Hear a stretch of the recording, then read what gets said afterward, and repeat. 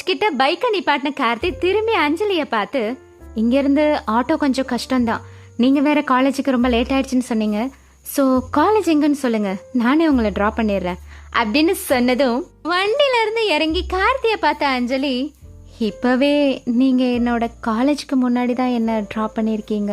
என்ன, நீங்கள் இந்த காலேஜா? நான் உங்களை பார்த்ததே இல்லையே. அஞ்சலி, செகண்ட் இயர். உங்களுக்கு வேணா என்ன தெரியாம இருக்கலாம், ஆனா நான் இங்க ஜாயின் பண்ணி கொஞ்ச டேஸ்லயே உங்களை பத்தி தெரிஞ்சுக்க ஆரம்பிச்சிட்டேன். ஸ்டார்டிங்ல எல்லாரும் உங்க பேர் சொல்லும்போது கொஞ்சம் இரிட்டேட்டிங்கா தான் இருந்தது, ஆனா அதுவே நாளடைவில் ரொம்ப பிடிக்க ஆரம்பிச்சது. உங்களுக்கு தெரியாமலேயே நிறைய வாட்டி உங்களை ஃபாலோ பண்ணி ஒளிஞ்சு நின்றெல்லாம் பார்த்துருக்கேன்.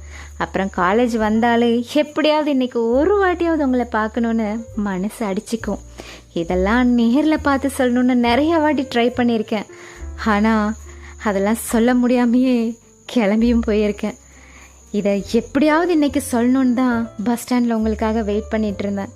உங்களுக்கு டைம் இருந்ததுன்னா இதை கொஞ்சம் படிச்சு பாருங்க அப்படின்னு சொல்லி கார்த்திக் கையில ஒரு டைரிய கொடுத்தா அஞ்சலி. அத படிக்க படிக்க தன்னை இவ்ளோ ரசிச்சு லவ் பண்ண அந்த அஞ்சலிய கார்த்திக்கும் கொஞ்சம் கொஞ்சமா பிடிக்க ஆரம்பிச்சது. பதிலுக்கு அவனும் அவளை லவ் பண்ண ஆரம்பிச்சான். அந்த டைரிய அவனோட பர்சனல் கபோர்ட்ல பத்திரமா வச்ச கார்த்திக் மறுநாள் காலேஜ் போய் அஞ்சலிய பார்த்து, இனிமேல் நீ என்ன ஒளிஞ்சு மறைஞ்செல்லாம் பார்க்கணும்னு இல்லை, உனக்கு எப்ப வேணாலும் தாராளமா என்ன வந்து பார்க்கலாம், அதுக்கான எல்லா உரிமையும் உனக்கு இருக்கு அப்படின்னு சொல்லி அஞ்சலியோட கைய பிடிச்சான் கார்த்திக். இப்படி அழகா போயிட்டு இருந்த அஞ்சலி கார்த்திகோட காதல் அஞ்சலியோட அப்பா போலீஸ் இன்ஸ்பெக்டர் சண்முகத்துக்கு தெரிய ஆரம்பிச்சது. அவர் எங்க தன்னோட காதலை பிரிச்சிருவாரோன்னு பயந்த அஞ்சலி கார்த்திக்க ரிஜிஸ்டர் ஆபீஸ்க்கு வர சொல்லி தானும் தன்னோட ஃப்ரெண்டோட அங்க போய் காத்துட்டு இருந்தா.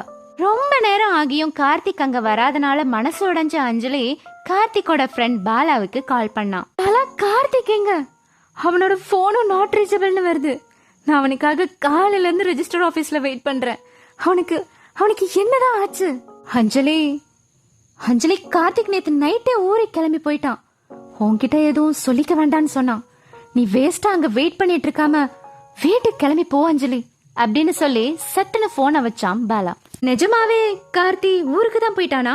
இதுக்கப்புறம் அஞ்சலி என்ன பண்ண போறா அப்படின்னு தெரிஞ்சுக்கணும்னா சாஜி சொல்லும் கதைகளை மறக்காம சப்ஸ்கிரைப் பண்ணிக்கோங்க. பார்ட் 3யோட நான் வந்து உங்களை பாக்குறேன்.